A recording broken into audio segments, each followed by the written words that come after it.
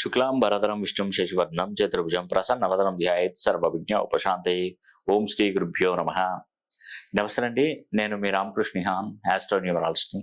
అందరూ ఎలా ఉన్నారు?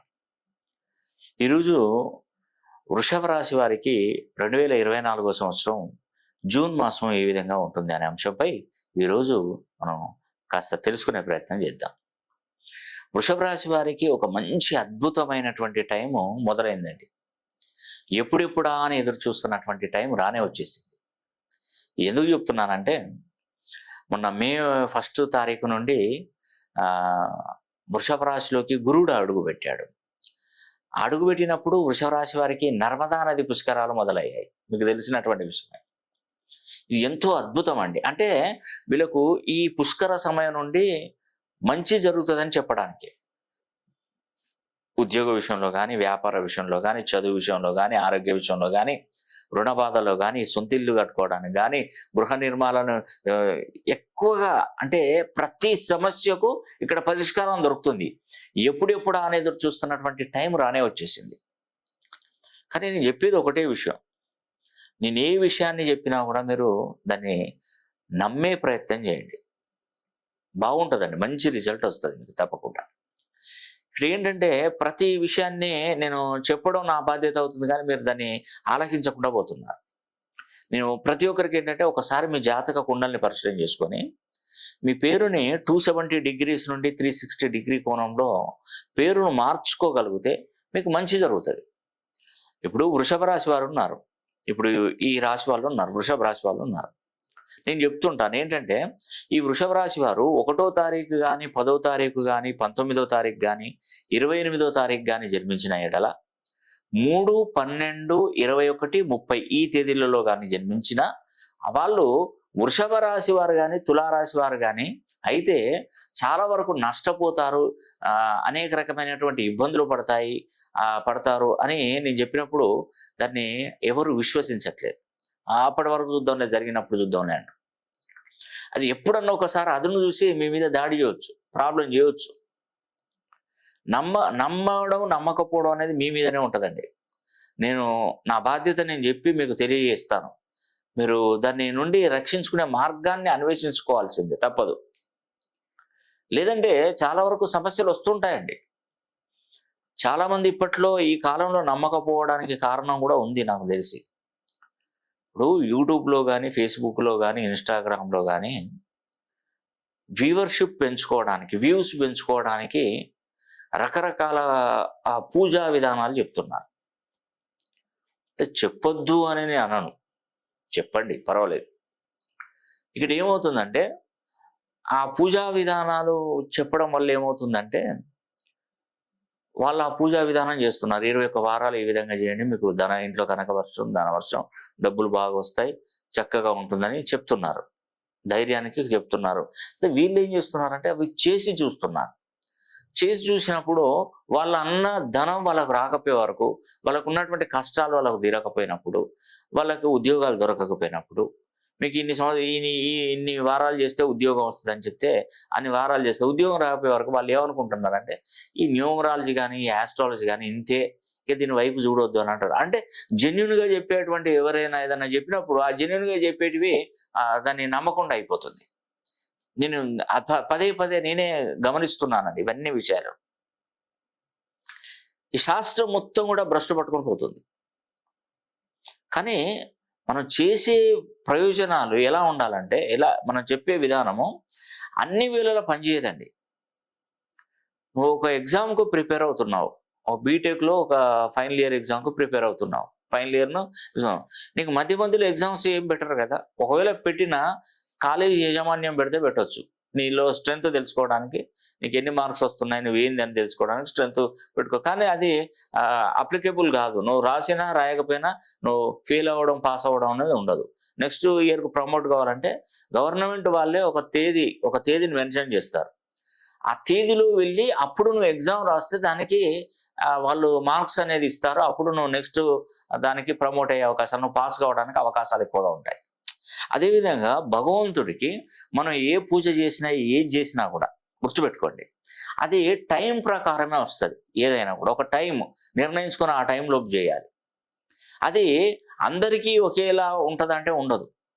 ఒక్కొక్కరి జాతకాన్ని బట్టి ఉంటుంది. ఇప్పుడు నేను శని హోమం అనేది నేను చేస్తున్నాను, మీరు చేయించుకోండి అని నేను చెప్పాను. అయితే ఈ శని హోమం అనేది మనం ఎప్పుడు పడితే అప్పుడు చేయడానికి ఉండదు. ఎందుకు ఉండదంటే మనకు శాసన నియమం ఏంటంటే శనీశ్వరుడు కుంభరాశిలోకి ఎప్పుడైతే అడుగు పెడతాడో అప్పుడు శని హోమం జరిపించుకుంటే శని వినతులు స్వీకరించి ఎవరి కష్టాలు ఎలా ఉన్నాయో చూసి వాళ్ళకు అనుగ్రహం కలిగిస్తాడని నేను చెప్పాను.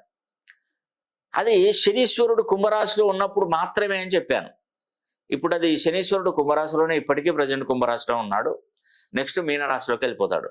అప్పుడు నువ్వు శని హోమం జరిపించుకున్న ప్రయోజనం ఉండదు.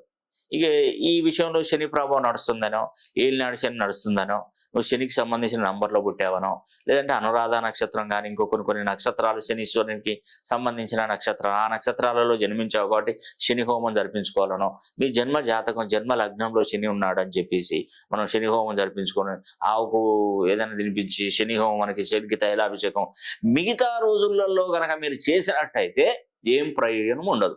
ఈవెన్ మీరు ఎక్కడికి శని భగవాన్ శని శంగనాపూర్కి వెళ్ళి చేసుకొని వచ్చినా కూడా ఏం ప్రయోజనం ఉండదు. 100కు 100% చెప్తున్నాను. అవునండి. మనకు ఆకలైనప్పుడు మాత్రమే అన్నం తినగలుగుతాం. మనకు ఆకలి కానప్పుడు మనం అన్నం ఎలా తింటాం? దాని మీద దృష్టి కూడా ఉండదు మనకు. అందుకే ఎవరి జాతకాలను బట్టి ఎవరికి ఎలా ఉంటుందని చూసి దాని ప్రకారం ముందుకు స్టెప్ వేయాలి. అందుకే వృషభ రాశి వారికి ఇప్పుడు శని హోమం కూడా నేను వచ్చే నెల 15వ తారీఖు చేస్తున్నాను. మీరు తప్పకుండా శని హోమం జరిపించుకునే ప్రయత్నం చేయండి. ఈ కుంభరాశిలో నుండి వెళ్ళిపోతే మాత్రం ఇంకా మనం చేయడానికి ఉండదు. రాబోయే 30 సంవత్సరాలు మిమ్మల్ని కాపాడుకోవడానికి శని హోమం తప్పకుండా చేయించుకోవాలి. వృషభ రాశి వారికి గురువు జన్మంలో శని 10వ ఇంట, రాహు 11వ ఇంట, కేతు 5వ స్థానంలో ఉన్నాడు. ఆదాయం 2, వ్యయం 8, రాజపూజ్యం 7, అవమానం 3. ఇది వృషభ రాశి వారికి. ఈ వృషభము ఎంత అద్భుతమైనటువంటి రాశి తెలుసా?